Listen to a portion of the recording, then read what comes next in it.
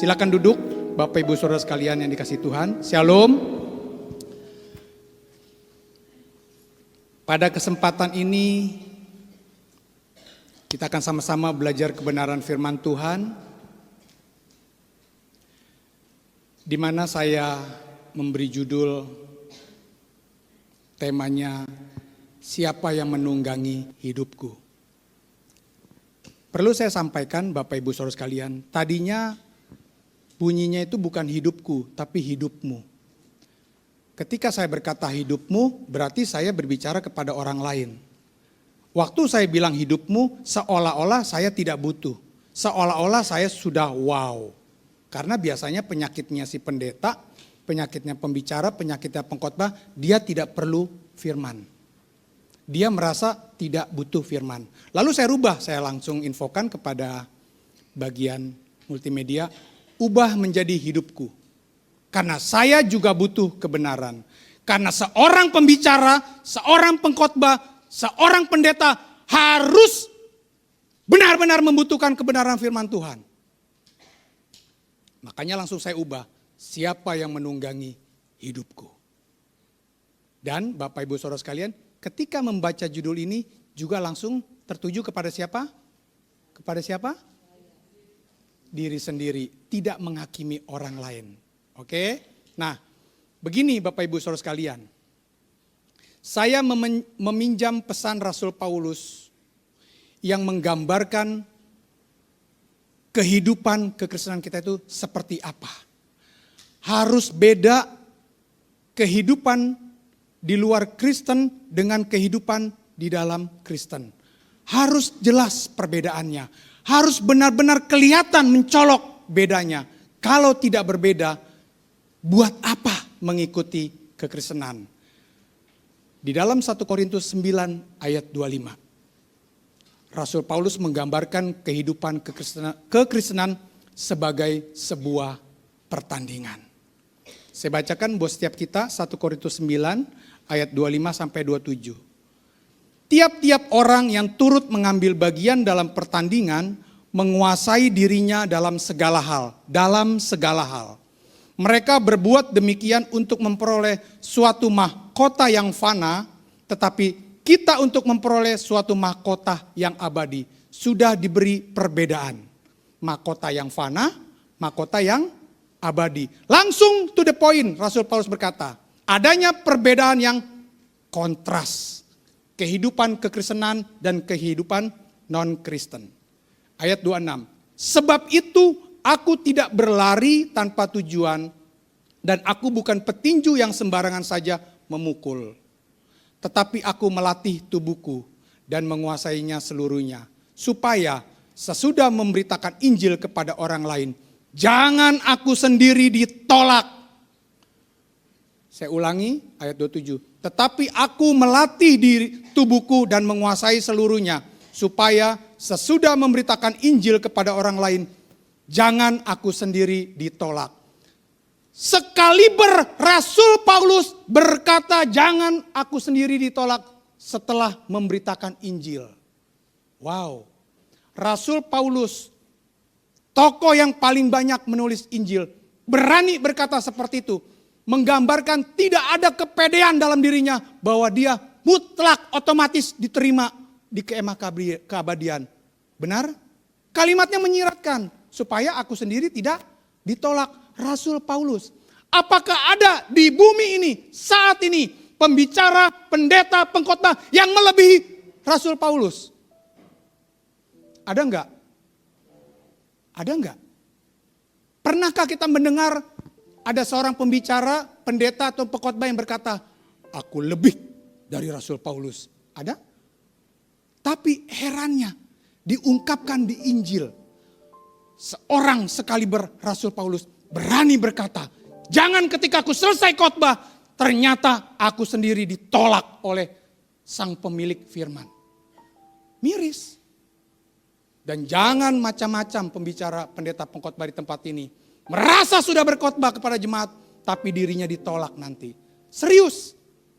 Dan saya memperkarakan dengan serius. Mau ngomong apa Tuhan? Ternyata Rasul Paulus menggambarkan kehidupan kekristenan seperti sebuah pertandingan. Seperti sebuah perlombaan. Wajib hukumnya.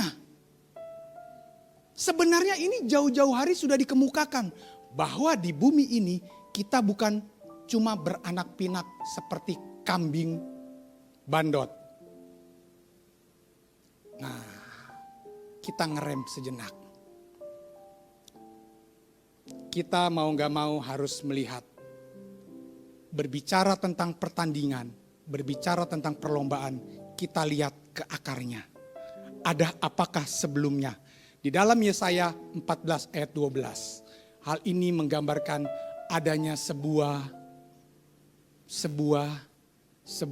tindakan mengkup kerajaan sorga. Mengkudeta pemerintahan Allah. Yesaya 14 ayat 12. Wah, engkau sudah jatuh dari langit, hai bintang timur putra fajar. Engkau sudah dipecahkan dan jatuh ke bumi. Perhatikan, jatuh ke bumi. Hai yang mengalahkan bangsa-bangsa.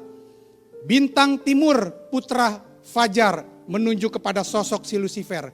Kalau Tuhan kita Yesus Kristus, bintang dari timur. Bintang dari timur. Kalau si Lucifer, bintang timur. Perhatikan, jatuh ke bumi. Jatuh ke bumi. Oke. Kenapa dia bisa dicampakkan ke bumi? Bagaimana dia melawan Allah Bapa yang selama-lamanya tidak akan pernah kelihatan. Cuman putra tunggalnya nanti yang kita bisa lihat muka dengan muka. Selama-lamanya Bapa di surga, misteri di atas segala misteri. Tidak akan pernah terlihat Sang Maha Kudus, Bapa kita di surga, Elohim Yahweh. Cuman Yesus Kristus gambaran Allah yang tidak kelihatan. Bagaimana Lucifer melawan Allah? Siapa yang dilawannya pada saat itu?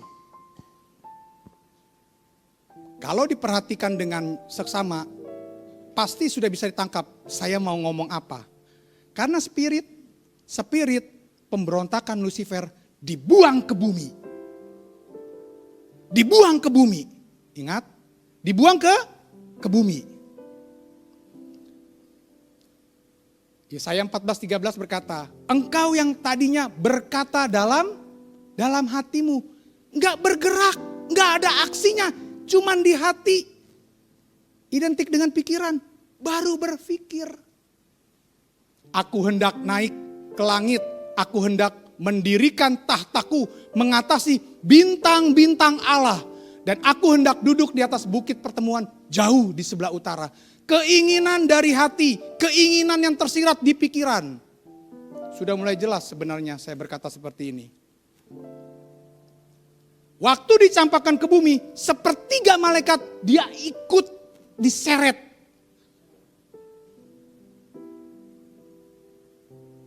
Wahyu 12 ayat 4.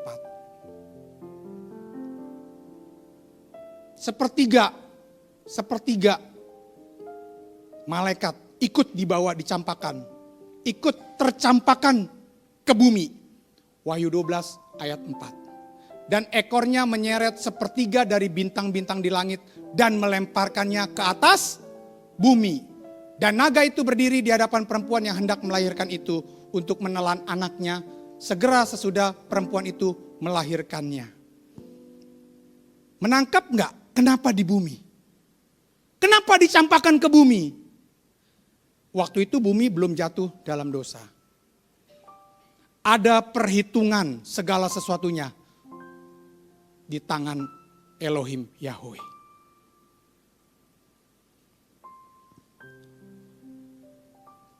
Kalau saya lompat sedikit ke perjanjian baru di dalam Lukas 10 ayat 18. Di situ dikatakan, lalu kata Yesus kepada mereka, aku melihat iblis jatuh seperti kilat dari langit.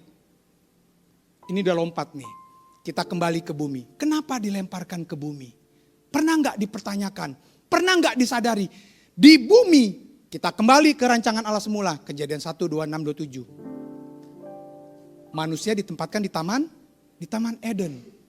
Kenapa di Taman Eden? Taman Eden itu bumi. Kenapa? Ada ada si kunyuk. Makanya perhatikan, kenapa di bumi? Karena si iblis itu dicampakkan ke bumi. Lalu manusia ditaruh di Taman Eden di bumi.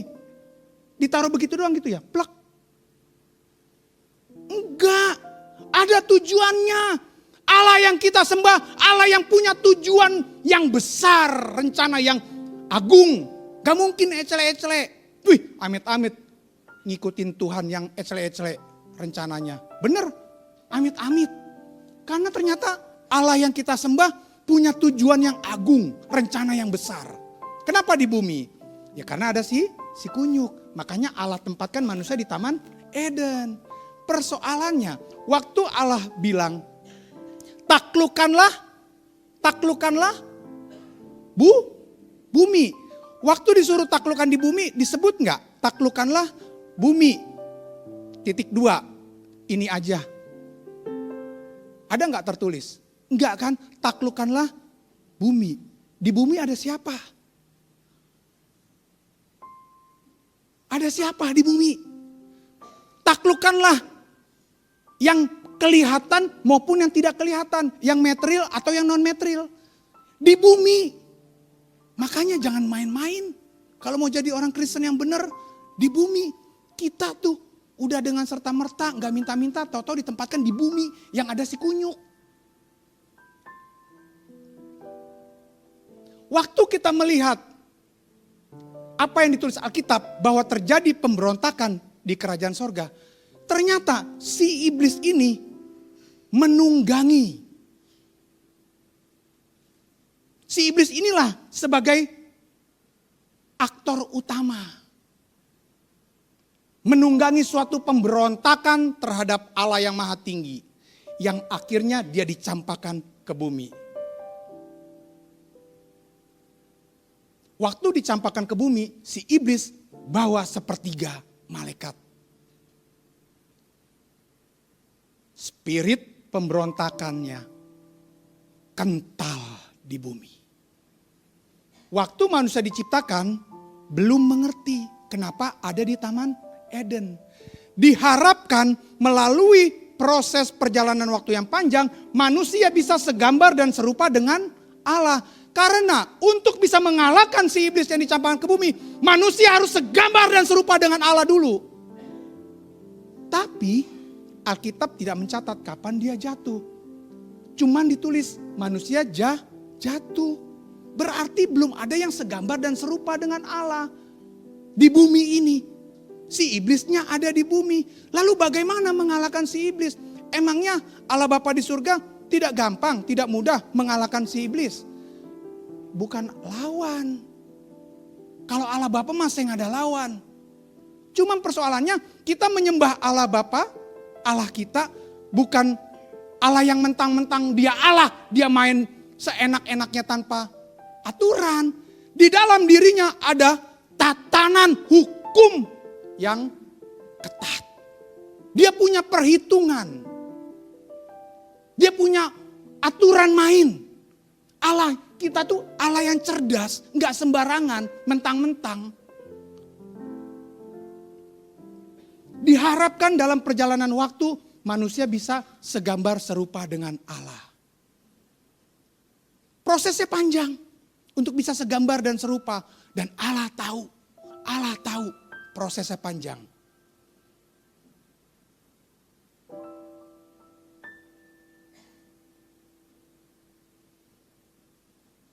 Dan manusia tidak menyadari.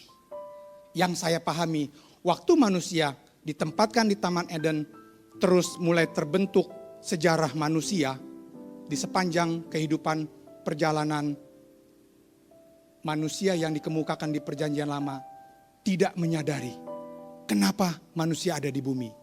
Karena belum ada Roh Kudus. Semua dihitung waktunya sama Bapa di surga. Ada hitungannya. Kenapa lama? Ada hitungannya. Punya rancangan Bapak, punya hitung-hitungan. Makanya kita tidak bisa main-main sama Bapak di surga. Dia punya hitungan yang akurat. Harus tahun segini, harus begini, harus ada ini dulu, baru genap. Karena Allah kita Allah yang adil. Maha adil, nggak sembarangan berlaku. Makanya kalau kita berdoa gini, Bapa balaskan perbuatan orang itu. Lalu nggak langsung dijawab. Dilihat, duduk persoalannya, ini maksudnya apa? Seperti Yesus waktu diangkat sebagai hakim, kan dia protes. Siapa yang mengangkatku sebagai hakim? Lah emang Tuhan Yesus bukan hakim? Dia hakim di atas segala hakim?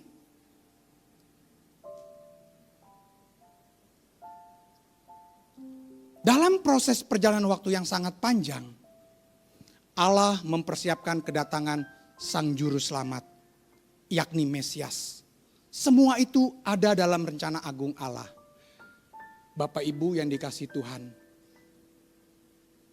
perlu kita garis bawahi bahwa sejak semula dosa menunjuk kepada suatu pemberontakan terhadap kehendak Allah yang ditunggangi oleh oknum yang disebut iblis, yakni Lucifer yang jatuh. Berarti semua bentuk pemberontakan terhadap kehendak Allah namanya dosa. Semua, apapun macam bentuk jenisnya, yang namanya pemberontakan terhadap kehendak Allah namanya dosa. Dan itu sudah dimulai di surga yang ditunggangi oleh si iblis. Di perjanjian lama kita menemukan adanya suatu upaya pemberontakan terhadap kerajaan sorga yang ditunggangi oleh si kunyuk. Dan si iblis ini juga menyeret sepertiga malaikat. Bedanya dengan Sang Mesias, waktu dia memulai pelayanan di bumi, ini sudah dipersiapkan nih. Kenapa Yesusnya ada di bumi? Kan Allah Bapa tahu, karena yang mencampakkan juga Allah kan ke bumi. Ya iya dong. Makanya Mesiasnya diutus ke bumi, bukan ke Jupiter, bukan ke Mars, bukan ke Saturnus, tapi ke bumi. Karena tujuannya ke situ. Ke si iblis yang jatuh ini, bagaimana caranya menghukum oknum yang memberontak ini? Harus ada pembuktian. Gak bisa main sembarangan menghukum Allah kita. Bukan sembarangan pribadinya menghukum orang. Harus ada pembuktian. Harus ada yang membuktikan, hei iblis kamu telah salah. Kamu melanggar kehendak Allah. Buktinya mana?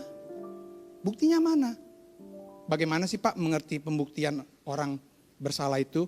Kan di dunia hukum itu ada yang namanya istilahnya corpus delicti. Waktu iblis melakukan kesalahan, ini harus ada nih yang membuktikan bahwa dia sudah bersalah. Misalkan gini, ada seorang anak kecil di jalan kita lihat. Di sebelah kanannya ada toilet. Lalu dia pipis. Di sebelah kanannya toilet. Dia pipis di pinggir jalan. Apakah anak kecil itu salah? Di pinggir jalan anak kecil itu pipis, tapi di sebelah kanannya ada toilet. Apakah anak itu salah? Halo? Coba ada yang bisa kasih? Ada? Apakah anak kecil itu salah? Salah enggak? Di sebelah kanannya ada toilet, tapi dia pipis di jalanan. Salah enggak? Enggak.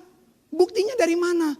Buktinya ada anak kecil lagi, tek, masuk ke toilet itu dia pipis. Ini anak kecil lah yang jadi korpus deliktinya, baru bisa dibuktikan yang pipis di jalan, hei kamu salah, itu yang benar. Itu loh. Nah si iblis sudah memberontak, dia tidak taat kepada kehendak Bapa. Bagaimana membuktikannya? Harus ada manusia yang taat kepada Bapa di surga, baru bisa membuktikan kesalahan si iblis. Makanya Yesus harus taat setia sampai mati. Karena gak ada lagi jagonya Bapa.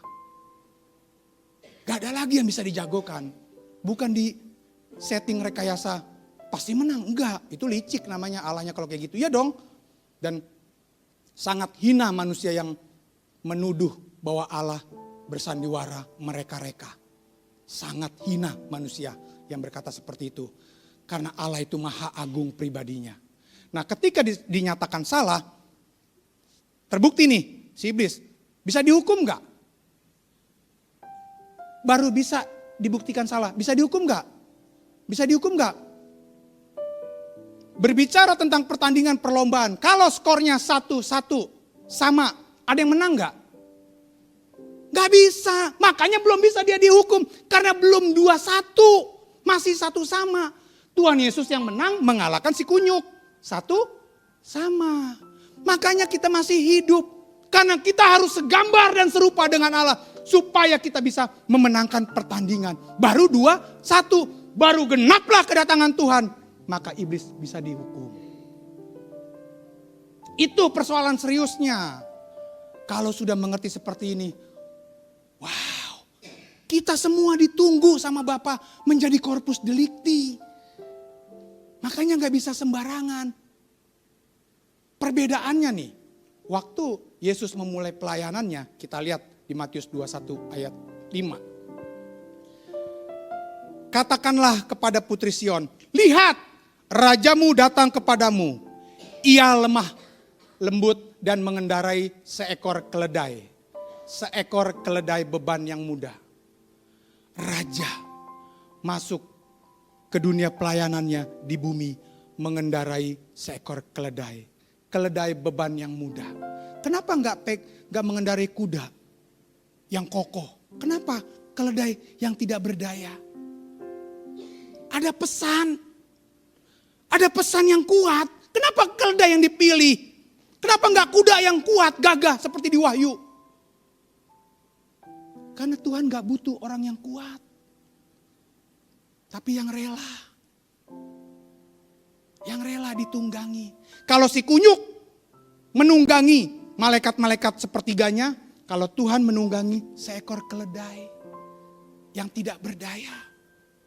Keledai yang bisa menunjuk kepada orang-orang yang mau dengan rela hati menyerahkan dirinya ditunggangi oleh Tuhan. Oke, kita lanjut terus. Di dalam Matius ayat 26, tadi ayat 5, ayat 6-nya. Maka pergilah murid-murid itu dan berbuat seperti yang ditugaskan Yesus kepada mereka.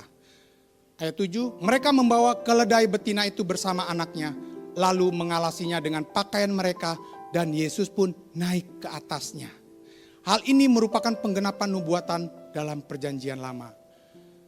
Di tengah-tengah pelayanannya seperti yang saya kemukakan tadi, Yesus berkata, aku melihat iblis jatuh seperti kilat dari langit. Baru masuk pelayanan, Yesus sudah berkata, aku melihat. Karena dia tahu, dia mau menggenapi kehendak Bapa.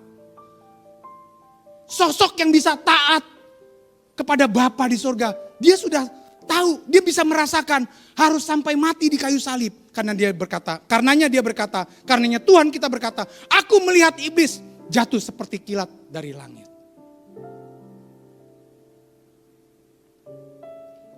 Kemudian kita masuk ke realita kehidupan kita.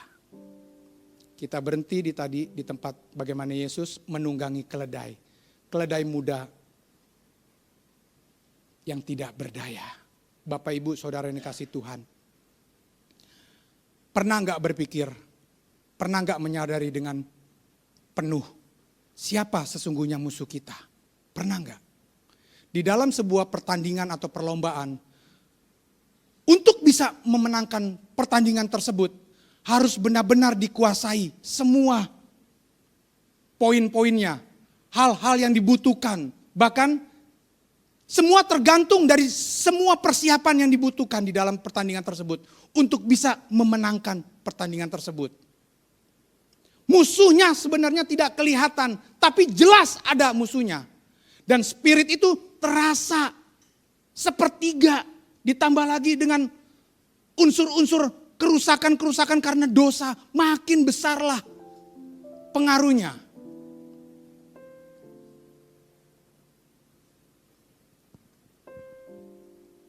Disadari atau tidak disadari, spirit si iblis yang dicampakkan ini yang memberontak kepada Bapa memasuki kehidupan kekristenan. Berbicara sikap pemberontakan. Waktu itu si iblis ini memberontak kepada pemimpin sorga. Ingat, pemimpin sorga. Dia memberontak terhadap pemimpin sorga. Spirit inilah yang harus ditelanjangi. Spirit inilah yang harus dihancurkan. Spirit pemberontakan terhadap pemimpin. Ketidakpatuhan, ketidaktaatan, ketidaktertundukan kepada pemimpin. Ini yang harus disadari. Karena kalau tidak disadari, ia ditunggangi si iblis. Apapun macam bentuk alasannya, ia ditunggangi si iblis. Dan dia tidak menyadari bahwa dia ditunggangi si iblis. Dari mana Pak pembuktiannya ia tidak menyadari ditunggangi iblis? Yeremia 17 ayat 9. Betapa liciknya hati, lebih licik daripada segala sesuatu. Hatinya sudah membatu, siapakah yang dapat mengetahuinya? Licik hati manusia itu, merasa tidak ditunggangi sama si kuasa iblis. Merasa dia sudah tahu, padahal ketemu sama Tuhan pun enggak, menyediakan waktu berdoa berjam-jam sama Tuhan pun enggak, membaca kebenaran firman pun enggak, mendengarkan suara kebenaran pun enggak. Tapi dia merasa fine, liciknya hatinya membuat dia tidak menyadari dia ditunggangi si iblis. Matius 16 ayat 23. Maka Yesus berpaling dan berkata kepada Petrus, "Enyalah iblis, engkau suatu batu sandungan bagiku, sebab engkau bukan memikirkan apa yang dipikirkan Allah, melainkan apa yang dipikirkan manusia." Wow, face to face, Yesus berhadapan dengan Petrus. Waktu di pencobaan itu, di padang gurun pencobaan, face to face Yesus dengan iblis. Tapi waktu dia dengan Petrus, dia berhadapan sama Petrus dan berkata, "Hei, nyah kamu, iblisnya di mana? Nih, di pikiran, gak disadarin sama si Petrus. Merasa, Tuhan, mau kemana? Jangan Tuhan, jangan. Saya mau ke Yerusalem, sudah menanti sengsara aniaya buatku. Jangan Tuhan, sekali-kali Allah tidak akan membiarkan engkau." Kan sotoy Petrus, sok kan?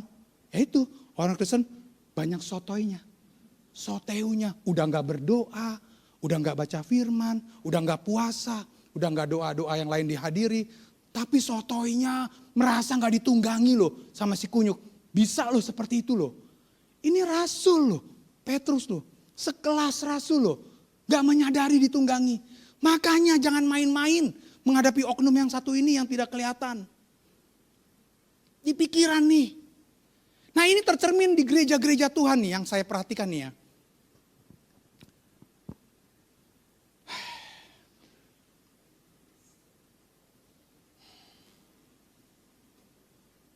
Tuhan tidak kelihatan.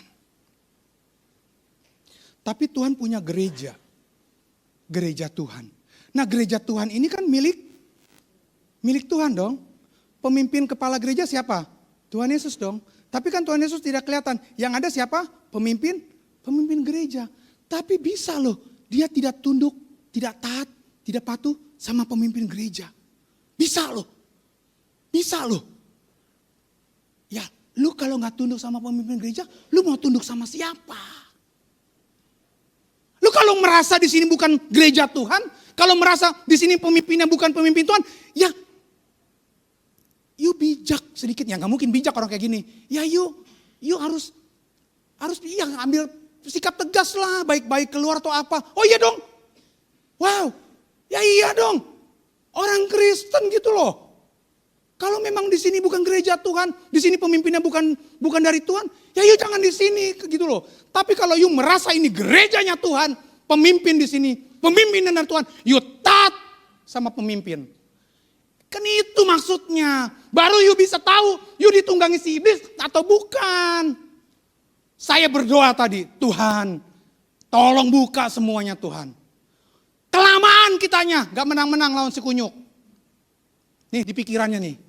Ditusuklah dari belakang pemimpinnya. Diomong-omongin ada apa. Pemimpin juga punya kelemahan, punya kekurangan. Lu juga punya banyak. Kenapa bukan beresin diri lu sendiri? Baru you bisa periksa pemimpinmu. Kalau you disuruh Tuhan. Waduh, capek ngurusin yang begini. Benar, udah tahu kita musuhnya. Liciknya minta ampun. Sebelum kita lahir, sebelum manusia ada di bumi, dia sudah ada lebih dulu. Jangan sotoy lawan si kunyuk. Makanya perlu doa, perlu puasa, perlu persekutuan dengan orang-orang kudus. Supaya ada kekuatan yang baru. Supaya bisa punya screening spirit. Membedakan roh. Gak mudah dibohongin, ini masih kunyuk. Ada lagi yang saya dapat, salah satu yang bisa kita membedakan bahwa orang tersebut ditunggangi si iblis atau enggak. Waktu orang itu tidak punya kasih. Waktu orang itu kejam, sadis, bengis terhadap sesamanya. Asli ditunggangi si iblis. Kesombongannya merasa punya materi, kesombongannya merasa berjasa sama gereja, kesombongannya berkata, lihat kalau nggak ada saya hancur. Hei, kamu menjadi seteru Tuhan, berkata seperti itu. You menempatkan diri sebagai seteru Tuhan. Kalau berkata, kalau nggak ada saya gereja itu hancur. Lihat kalau nggak ada saya gereja itu hancur nggak? Lu menjadi terkutuk di hadapan Tuhan lu. Ini punya Tuhan. Ini gereja Tuhan. Dan berkata seperti itu, you mendatangkan kutuk. Kutuk. Ya iya dong, ini kan gerejanya Tuhan. Tapi you bisa berkata begitu. Kalau nggak ada saya, hancur nih gereja. Kita buktikan. Kita buktikan, saya taruh hidup saya di gereja ini. Saya taruh nyawa saya di hidup ini. Karena saya ketemu Tuhan di sini. Karena saya tahu ada Tuhan di sini. Kita buktikan nanti di pengadilan Tuhan. Benar nggak yang saya sampaikan? Karena saya ketemu Tuhan. Saya orang yang ngotot cari Tuhan. Rehobot boleh banyak cabang. Tapi saya bergumul. Gereja mana Tuhan? Buat saya. Buat saya. Wah, saya mau ketemu sama Tuhan saya dong. Gak mau saya sembarangan ke gereja-gereja ketemu siapa. Apalagi kalau sampai ketemu si kunyuk spiritnya. Enek. Merasa sombong. Kesombongan si iblis kan menjatuhkan dia. Merasa punya. Ada sesuatu yang bisa diandalkan. Lu mati. Busuk. Gak nunggu seminggu. Lu kentut aja bau. Jangan sok. Lu gak dikasih napas juga. Dipompa perutmu lo. Waduh. Bisa lo sombong begitu. Narik udara aja gak bayar gratis. Pakai sombong banget lagi. Aduh. Belum aja lu terdijewer lo. Sama malaikat Tuhan. Ampun dah, kita berupaya, kita berjuang. Bagaimana kita melahirkan korpus delikti Tuhan. Supaya si kunyuk bisa dihukum. Biar kedatangan Tuhan bisa kita percepat. Karena Petrus berkata, kita bisa mempercepat kedatangan Tuhan dengan hidup saleh. Lawan kita cuma si kunyuk. Jangan ikut-ikutan yuk jadi oknum. Jadi ditunggangi si kunyuk, si iblis gitu loh. Yuk melek. Makanya nih, kalau di sini ada doa puasa, bagi yang bisa, apalagi pengurus, itu mah udah harga mati. Udah harga mati itu mah. Datang ke sini. Doa puasa, baru bisa tahu screening spiritnya jelas. Saya akan tambah jam doa saya. Pribadi, saya akan khusus berdoa buat gereja ini. Setiap hari saya sudah daftarkan gereja ini. Jadikan dealer resmi Tuhan. GSKI Rehoboth Bekasi. Supaya Tuhan yang beracara bagi setiap penentang di gereja ini. Saya berdoa setiap hari. Jadikan GSKI Rehoboth Bekasi Harapan Indah ini dealer resmi kerajaan sorga. Supaya gak main-main orangnya di dalam. Orang yang benar-benar cinta Tuhan. Orang yang benar-benar rela menyerahkan segenap hidupnya. Bagi pekerjaan Tuhan di tempat ini. Dan tidak ada pun satu. Dan tidak boleh satupun yang najis ada di bumi ini. Di tempat ini. Wow, tantangannya. Makanya saya tulis, siapa yang menunggangi hidupku? Saya periksa diri saya. Sudah seperti apa? Udah lama di sini saya perhatikan pembicara pendetanya, pengkhotbahnya ngelawak. Bukan gak boleh. Lah kalau ngelawak mah panggil aja pelawak. Bener gak? Panggil aja. Tapi kalau yang mencelikan kebenaran, siapa yang bisa ngomong begini? Kalau memang gak memperkarakan sama Tuhan, siapa? Saya juga gak mau, capek. Ini habis ini lapar saya. Ini kan keluar nih tenaganya. Emang gak keluar ini tenaganya? Keluar. Saya juga berkhotbah juga segenap hati. Saya juga menghidupkan. Saya mau selamat. Saya juga mau ngajak-ngajak selamat Bapak Ibu Saudara kasih Tuhan. Saya juga gak mau sampai ada yang terhilang di sini. Gak mau. Tapi lihat dong dari tatapannya. Isi enggak. Lihat si pembicaranya. Isi enggak tatapannya. Mau dibawa kemana jemaat ini? Mau dibawa kemana khotbahnya? Apa yang mau disampaikan di pesan khotbahnya? You jangan ngomong asal ngomong. Aduh capek deh. Aduh. Udah tahu Rasul Paulus berkata, seperti pertandingan. Di bumi ada si kunyuk. Kalau mau main-main, nanti kalau sudah di langit baru, bumi baru. Di situ gak ada si kunyuk, gak ada dosa. Baru deh. Bapak Ibu mau guling-gulingan juga gak apa-apa. Mau main TikTokan, IG-an, VFB-an, gak apa-apa kalau di langit baru. Di sini mah ditunda dulu. Ditunda dulu. Tapi kan sekalipun nih kita kehilangan dunia kita. Kan Tuhan kasih kesempatan beri kesempatan kita menikmati hidup. Halo? Kan Tuhan tahu kita bukan monyet yang cuma butuh pisang, yang cuma pindah dari pohon ke pohon. Enggak, Tuhan tahu kita manusia yang diciptakan segambar dan serupa. Tuhan tahu. Tuhan tahu, cuman kitanya mau tahu enggak perasaan Tuhan. Jangan egois. Setiap keputusan, setiap rencana yang direncanakan oleh seorang pemimpin, doakan, dukung, ikuti, tunduk, taat, dan setia sampai mati. Karena itu pribadi Putra Tunggal Bapa. Itu spirit dari Tuhan kita Yesus Kristus. Tapi kalau you membangkang, membelot, menusuk dari belakang, ngomong-ngomongin, menjelekan, memfitnah, ini mah asli, ini asli dari si kunyuk. Asli, nggak usah dibeda-beda lagi, itu udah asli. Tapi kalau mau mengikutin spiritnya Tuhan Yesus, taat, setia sampai mati kepada kehendak Bapa, baru kita bisa memenangkan pertandingan yang diwajibkan bagi kita. Itu intinya.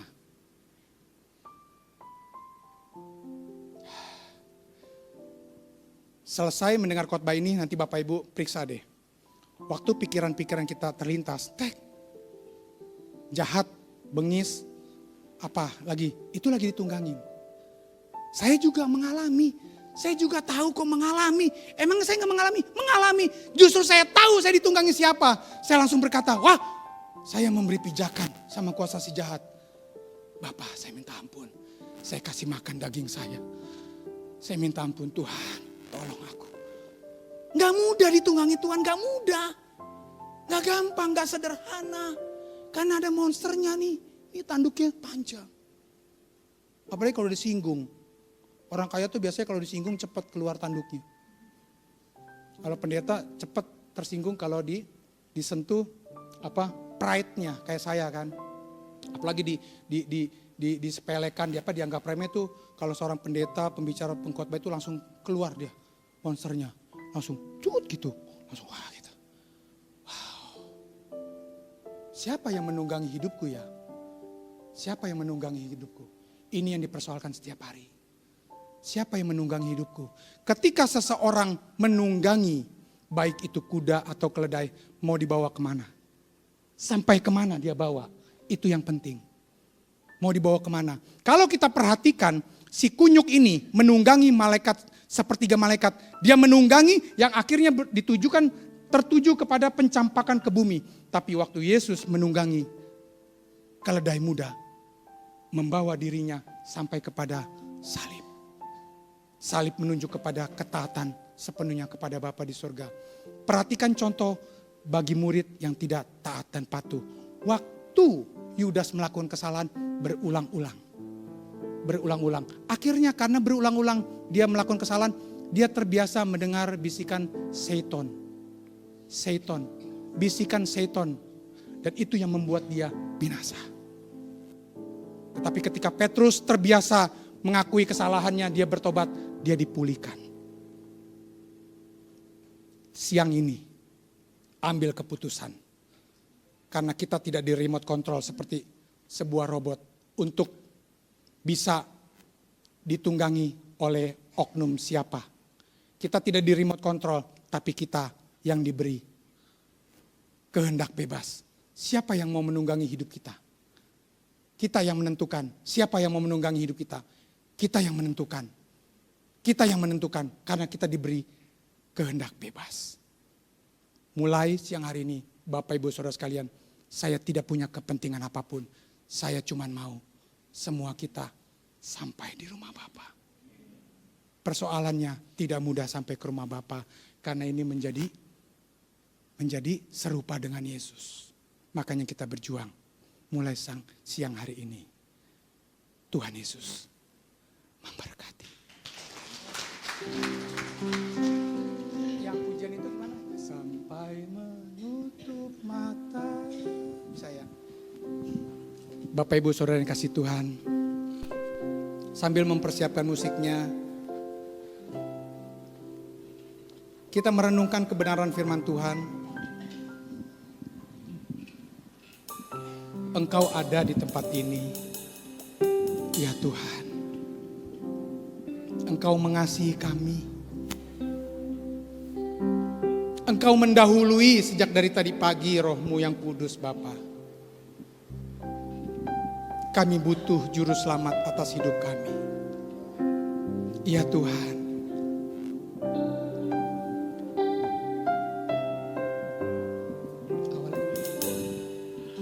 Bapa, ku rindu selalu di hadirat-Mu, di hadirat-Mu. Pisahkan diriku Dari dunia ini agar ku layak tinggal di hadirat-Mu. Perkenankan ku berjalan bersamamu di hadirat-Mu. Ajarku Untuk hidup tak bercacat celah, agar ku layak berjalan bersama sampai menutup mata, sampai menutup mata, sampai nanti di surga ku tetap tinggal di hadirat-Mu. Engkau perhentianku, Engkau perhentianku, indah pelabuhanku, selamanya ku hidup di hadirat-Mu. Bagi yang mau sungguh-sungguh, naikkan pujian ini dari hati yang merindukan Tuhan. Bapa, ku rindu selalu di hadirat-Mu, Di hadirat-Mu. Pisahkan diriku dari dunia ini agar ku layak tinggal di hadirat-Mu. perkenankan kami Bapa, Perkenankan ku berjalan bersamamu di hadirat-Mu. Ajarku untuk hidup tak bercacat. saya undang kita semua bangkit berdiri di hadapan Tuhan. Tolong kami Bapa, bersamamu sampai menutup mata, sampai nanti di surga ku tetap tinggal di hadirat-Mu. Engkau perhentianku, Engkau perhatianku,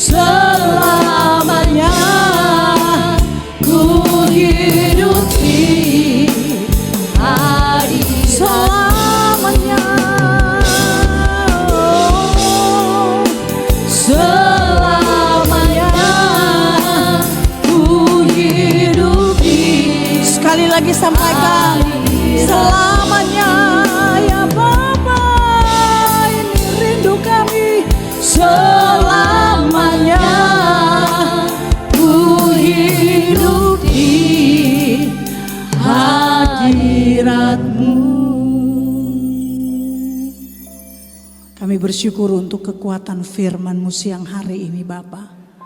Terus berbicara jauh lebih kuat dari apa yang sudah kami dengarkan lewat penyampaian hamba-Mu saat ini. Roh-Mu terus mengingatkan kami lebih tajam, lebih kuat lagi. Biar kami memiliki kepekaan menangkap suara-Mu Bapa. Lalu biarlah kami terus belajar mengerjakan bagian kami di hadapan Bapa.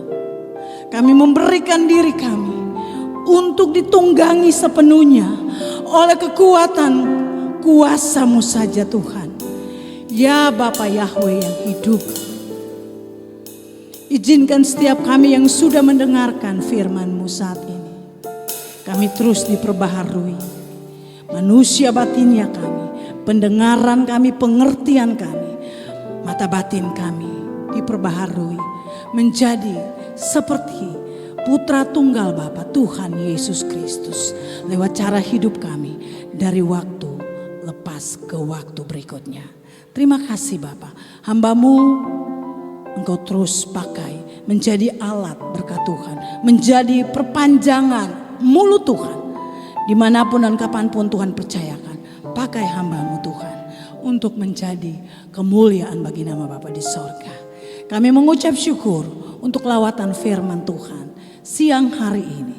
Dalam Yesus Tuhan kami berdoa. Amin.